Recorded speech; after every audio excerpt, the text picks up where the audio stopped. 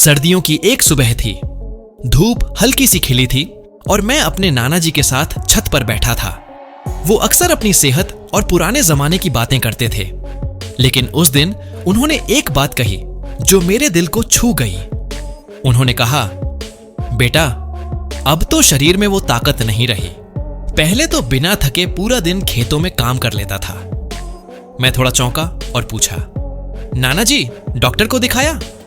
उन्होंने हंसते हुए कहा, दिखाया था। डॉक्टर ने कहा, विटामिन B12 की कमी है। बस वही पल था जब मुझे समझ आया कि ये विटामिन सिर्फ एक मेडिकल टर्म नहीं, बल्कि हमारे शरीर की कोर एनर्जी का हिस्सा है। और जब मैंने अपने आसपास देखा तो पाया कि बहुत से लोग, खासकर वेजिटेरियन लोग, इस डिफिशियंसी से जूझ रहे हैं। थकान, कमजोरी, चक्कर आना, बालों का झड़ना, भूलने की बीमारी, ये सब सिर्फ उम्र की निशानी नहीं, बल्कि विटामिन B12 की कमी का संकेत भी हो सकते हैं। लेकिन सवाल ये उठता है कि जब हम दूध, दही, पनीर, सब्जियां सब खा रहे हैं, तो फिर कमी क्यों होती है? असल में विटामिन B12 एक ऐसा न्यूट्रिएंट है जो ज्यादातर एनिमल बेस्ड फूड्स में पाया जाता है, जैसे एग्स, मीट, फिश वगैरह।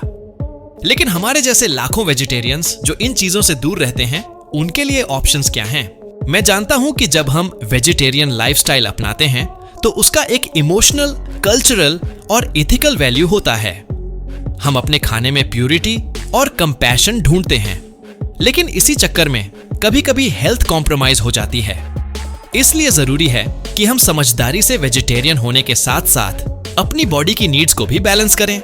चलिए अब बात करते हैं उन फूड्स की जो शाकाहारी हैं और जिनसे आप अपनी विटामिन B12 की कमी को नेचुरली पूरा कर सकते हैं। सबसे पहले आता है मिल्क और मिल्क प्रोडक्ट्स। जी हाँ, दूध, दही, पनीर और चीज, ये सब विटामिन B12 के अच्छे सोर्सेज हैं। अगर आप डेली एक ग्लास मिल्क या एक बोल कर्ड ले रहे हैं तो आप एक स्टेप आगे हैं। लेकिन क्या ये काफी है? नॉट ऑलवेज, क्योंकि आजकल जो दूध मिलता है उसमें न्यूट्रिएंट्स कम हो सकते हैं, क्योंकि उसे प्रोसेस करते वक्त हीट और पैस्चराइजेशन से कुछ विटामिन्स लॉस्ट हो जाते हैं। इसलिए कोशिश करें कि फुल फैट या फ्रेश मिल्क का इस्तेमाल करें। अब बात करें थोड़े अनकॉमन लेकिन सुपर इंपॉर्टेंट ऑप्शंस की। Fortified foods. ये वो फूड्स होते हैं जिनमें आर्टिफिशियली विटामिन्स ऐड किए जाते हैं, जैसे fortified breakfast cereals, fortified soya milk, fortified almond milk और कुछ प्लांट बेस्ड योगर्ट्स। ये स्पेशली उनके लिए परफेक्ट हैं जो डेयरी प्रोडक्ट्स अवॉइड करते हैं या वीगन हैं। जब आप ग्रोसरी स्टोर में जाएं तो ऐसे प्रोडक्ट्स ढूंढें जिन पर फोर्टिफाइड विद B12 लिखा हो। आपने सुना होगा एक चीज का नाम, न्यूट्रिशनल यीस्ट। ये देखने में थोड़ा अजीब लगता है, लेकिन हेल्थ के लिए कमाल की चीज है। इसका चीजी फ्लेवर होता है और इसे आप सैलेड्स, पास्ता या इवन पॉपकॉर्न पर स्प्रिंकल कर सकते हैं। Just 2 spoons a day and you are sorted for B12 intake.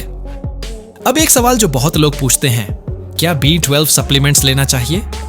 देखिए, अगर आपकी डेफिशिएंसी बहुत ज्यादा है तो सिर्फ फूड से इसे फुलफिल करना थोड़ा मुश्किल हो सकता है।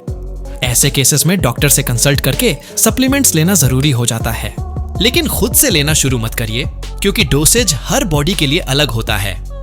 कभी आपने गौर किया है कि कुछ लोग यंग होते हुए भी बहुत जल्दी थक जाते हैं या उनका दिमाग बहुत स्लो चलता है?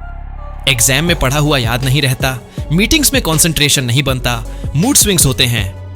ये सब सिर्फ स्ट्रेस नहीं हो सकता, ये विटामिन B12 की कमी भी हो सकती है। ये विटामिन हमारी नर्वस सिस्टम, मेमोरी और रेड ब्लड सेल्स के लिए बहुत क्रूशियल होता है। अब आप सोच रहे होंगे कि अगर इतना जरूरी है तो हमारी बॉडी खुद क्यों नहीं बनाती B12? तो जवाब ये है कि विटामिन B12 सिर्फ बैक्टीरिया से बनता है और इंसानी बॉडी में वो बैक्टीरिया नहीं होता जो इसे नेचुरली प्रोड्यूस कर सके। इसलिए हमें इसे बाहर से लेना पड़ता है।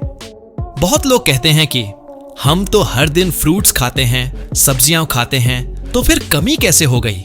पर सच ये है कि फ्रूट्स और वेजिटेबल्स में विटामिन B12 नहीं होता। हाँ, वो आपको फाइबर, विटामिन C, एंटीऑक्सीडेंट्स देंगे, लेकिन B12 नहीं। इसीलिए अगर आप स्ट्रिक्ट वेजिटेरियन हैं तो आपको एक बैलेंस्ड अप्रोच रखनी होगी। सिर्फ रोटी सब्जी से काम नहीं चलेगा, आपको थोड़ा साइंटिफिक थिंकिंग भी अपनाना होगा, जैसे sprouted grains, pulses, fermented foods जैसे आइडियली डोसा, ढोकला, ये थोड़ी मात्रा में हेल्प करते हैं, लेकिन ये 100% रिलायबल सोर्स नहीं है। अब बात करते हैं एक ऐसी चीज की जो हमारे घरों में पहले बहुत कॉमन थी, लेकिन आज अर्बन लाइफस्टाइल की वजह से गायब हो गई है। Homemade curd. जब हमारी दादी या माँ खुद से दही जमाती थीं, तो उसमें नेचुरल बैक्टीरिया होते थे जो गट हेल्थ के साथ साथ कुछ मात्रा में B12 भी प्रोड्यूस करते थे। मार्केट कर्ड में वो क्वालिटी नहीं मिलती, तो अगर पॉसिबल हो तो घर में दही जरूर जमाइए। आप ये भी ध्यान रखें कि अगर आप किसी मेडिकेशन पर हैं, जैसे एसिडिटी की दवा या मेटफॉर्मिन फॉर डायबिटीज, तो ये भी विटामिन B12 को एब्जॉर्ब करने की बॉडी की एबिलिटी को अफेक्ट कर सकता है। इसलिए लाइफस्टाइल और मेडिकेशन हिस्ट्री को भी कंसिडर करना जरूरी है। अब इमेजिन कीजिए एक सीन। एक यंग लड़की है जो रोज स्कूल जाती है, लेकिन अचानक वो बोलती है, मम्मी मुझे चक्कर आ रहा है, मैं स्कूल नहीं जा सकती। माँ सोचती है कि शायद बच्ची ड्रामा कर रही है, लेकिन अंदर ही अंदर उसकी बॉडी सिग्नल दे रही होती है कि उसे न्यूट्रिएंट्स की जरूरत है। हम बच्चों को हाइट और वेट के हिसाब से जज करते हैं, लेकिन उनकी इंटरनल एनर्जी, उनका स्टैमिना, वो भी बहुत मायने रखता है। तो ये जो विटामिन B12 की जर्नी है, वो सिर्फ बुजुर्गों तक सीमित नहीं है, ये हर एज ग्रुप की जरूरत है। स्टूडेंट्स के लिए मेमोरी और फोकस, वर्किंग प्रोफेशनल्स के लिए एनर्जी और प्रोडक्टिविटी, प्रेग्नेंट विमेन के लिए बेबी की डेवलपमेंट और एल्डर्स के लिए नर्व हेल्थ, हर किसी को चाहिए B12। इमोशनल बात यह है कि हम हेल्थ को तब तक सीरियसली नहीं लेते जब तक बॉडी सिग्नल्स देना शुरू ना कर दे। लेकिन क्यों ना हम पहले से अवेयर रहें और अपनी फैमिली की केयर करें, स्पेशली उनके जो वेजिटेरियन हैं। अब आप सोच रहे होंगे, इतनी सारी चीजें कौन याद रखेगा? तो एक सिंपल रूटीन फॉलो कीजिए। हर दिन एक ग्लास मिल्क, हफ्ते में 2 बार पनीर, दिन में 1 बार दही, कभी कभी न्यूट्रिशनल यीस्ट या फोर्टिफाइड सीरियल, और अगर जरूरत हो तो सप्लीमेंट्स विद मेडिकल एडवाइस। इतना करने से आप और आपकी फैमिली एक इनविजिबल डिफिशियंसी से बच सकते हैं। हेल्थ एक ऐसी चीज है जो दिखाई नहीं देती, लेकिन जब बिगड़ती है तो हर चीज को प्रभावित करती है, आपका मूड, आपका काम, आपकी रिलेशनशिप्स तक। इसलिए अपने और अपनों की देखभाल कीजिए। और ये वीडियो देखकर अगर आपको कुछ सीखने को मिला हो तो दूसरों के साथ जरूर शेयर कीजिए, क्योंकि हेल्थ की बातें जब फैलती हैं तो बीमारियां खुद ब खुद सिमट जाती हैं।